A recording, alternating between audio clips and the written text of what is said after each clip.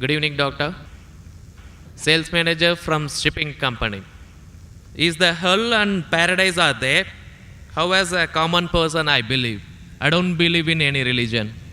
Well, ask the question that, how do I know there's hell and heaven? How will a common man believe? I don't believe in a religion. Brother, what is the definition of religion? Religion is a way of life. How you lead your life.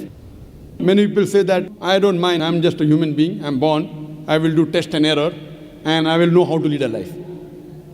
For example, you go to a forest. You are going to a forest the first time. You don't know whether the fruits are poisonous or not. If you start eating any fruit, you may end up eating a fruit which is poisonous and you may die. What do? You ask an expert. Right or wrong? When you get sick, who do you go to, brother? When you are sick, who do you go to? Why? The doctor is an expert in treating sickness, correct? You can't say, I am a human being, I will treat myself. No. That's what the Quran says in Surah Nahl. The Quran says in Surah Nahl, chapter 16, verse 43, and Surah Anbiya, chapter 21, verse number 7, فَاسْأَلُوا أَهْلِ الذِّكْرِ إِن كُنتُمْ لَا تَعْلَمُونَ. If you don't know, ask the person who is expert. Similarly, to lead a life, we have to ask the expert. Now, who is the expert? Who is the expert? The person who created us. Who created us? It's Almighty God.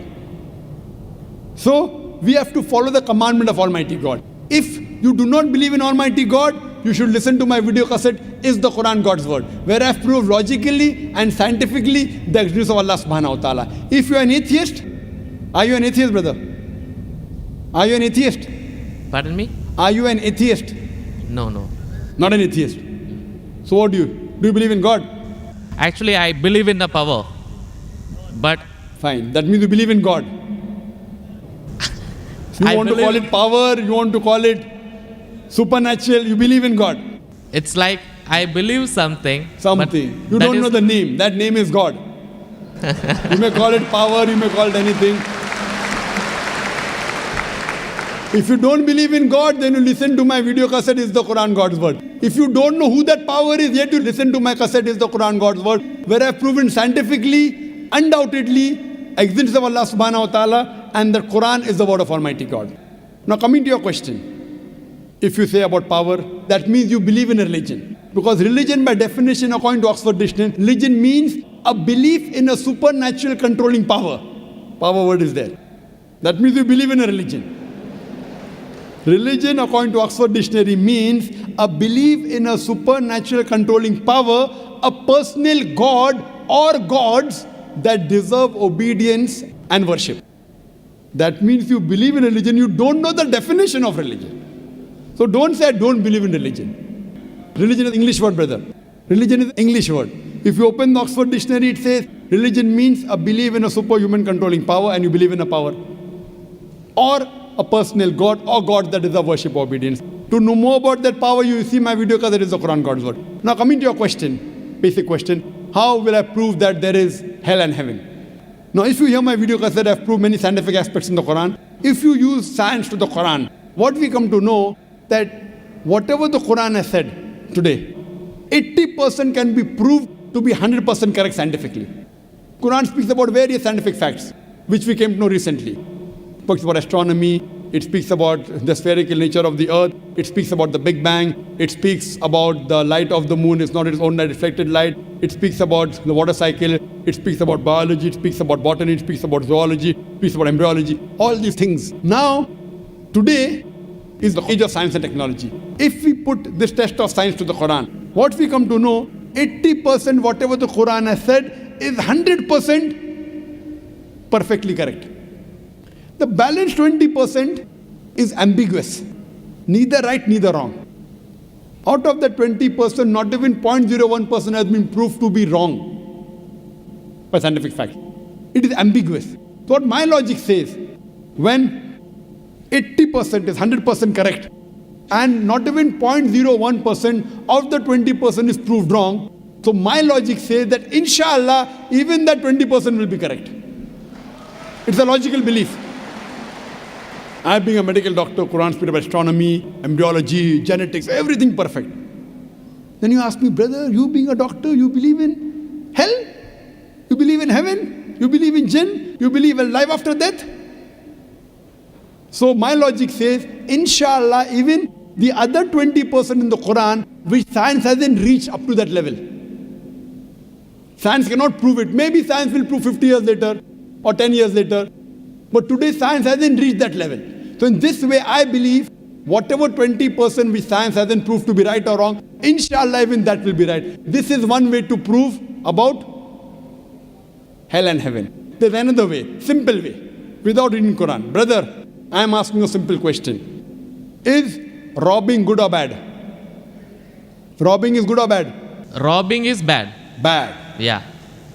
Raping a girl is good or bad? No, bad. Bad. Okay, now I am asking you a question. Logically, I suppose happen to be the biggest mafia. Hypothetically. I am a big robber.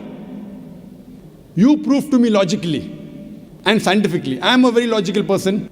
I am a scientific person. I am a logical person and scientific person. You prove to me why robbing is bad for me and I will stop robbing. Only one reason you give me. One good reason why robbing is bad for me and I will stop robbing. It hurts others. It hurts people. It hurts others. What difference does it make to me? If it hurts, if I rob 1,000 riyal, it is benefiting me. I can see movie. I can go to a 5-star hotel. What difference does it make whether it hurts others? Does it hurt me? I told you, prove to me why it is bad for me, not for others. I am least bothered about the others. Why is it bad for me? When I am robbing 1,000, if it hurts him, no problem. What difference does it make to me? If it hurts somebody else, does it make a difference to me? I can enjoy, I can see movie. I can eat chicken biryani. I asked you, give me one logical reason why it is bad for me, not why it is bad for others. I am a big mafia. I am powerful. I am a scientific person, logical person. Prove to me one good reason, logical, why robbing is bad. I will stop robbing. Come on. Another try, brother. Another try. One more try. Why it is bad? No answer. No answer. Try. There are 20, 30 reasons, 100 reasons you can give. Actually, as you said, the religion means the way of life. Not religion. Why robbing is bad? Tell me. Don't go to religion. No. I'm coming to the point. No, not point. First tell me why robbing is bad. We'll come back to your point afterwards. I'll come to your point afterwards. When that is the way of life. Not way of life. Tell me why robbing is bad according to you. Why it is bad for me, I will stop robbing. Up to me, it hurts others. So, but what difference does it make to me when it hurts others? Does it hurt me? Of course, why it is bad for me, not why it is bad for others. Once we come to the society, we have to face them. Okay, once we come to society, you have to face them. I'm facing them. What's what? Why it is bad for me? The society won't respect us. What difference does it make whether respect or not? I can eat chicken biryani. I can go and see a movie. I can go to a 5-star hotel. What difference does it make to me if society respects or not? Imagine someone respects society. The poor person doesn't have food to eat. He'll be happy? No. You require food to eat or not? You require food to survive? Only society respecting. The person is starving to death. In India, thousands of people are starving to death. What difference does it make? I must give me one good reason why robbing is bad. I stop robbing. Why it is bad for me? Can anyone else help him out? Why robbing is bad? Why robbing is bad?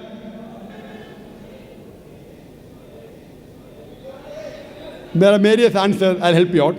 You may say, police will catch you. Good logical reason. Police will come and catch you. Correct, right or wrong?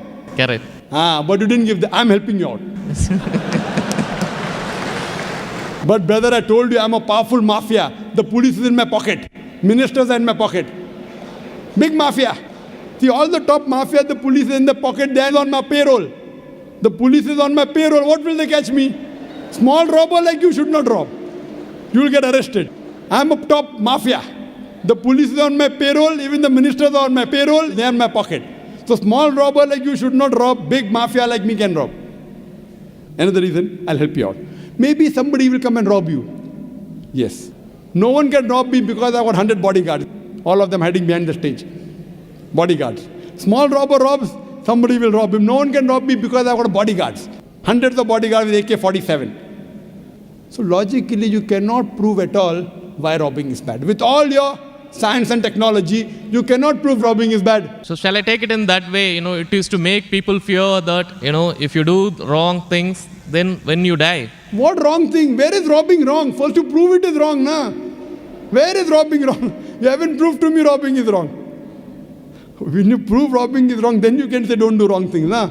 Therefore, what is good, what is right, you require a creator to tell you. You require a doctor to tell you what food is good, what food is bad. This fruit is poisonous, this is healthy for you. Apple is healthy for you, wild berries are poisonous for you. A doctor tells you. There's no better doctor than Allah subhanahu wa ta'ala. Logically speaking, brother, that mafia has got bodyguards. No one can harm him. And believe me, there are many examples. He dies a very comfortable death. But I am asking a simple question now, brother. Don't you think that there should be justice?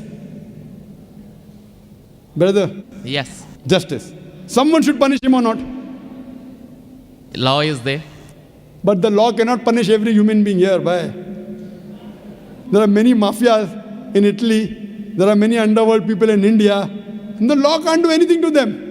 The law is in their pocket. But yet, you as a common man, don't you think you should be punished? Raping is good or bad? There are many people who rape. They rape the girls.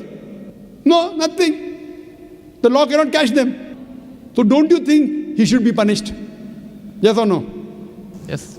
But there are many people you see in this world who are big mafias. They die comfortable, that they are rich, they are millionaires. There should be some justice. The reply is given by a creator. Surah Al-Imran, chapter number 3, verse number 185. Allah says, Kullu nafsin dhaikatul maut. Every soul shall have a taste of death. But the final recompense will be on the day of judgment. This life is just mere chattels of deception. If there is no life after death, this life is of injustice. What we say, that the total justice would be on the day of judgment.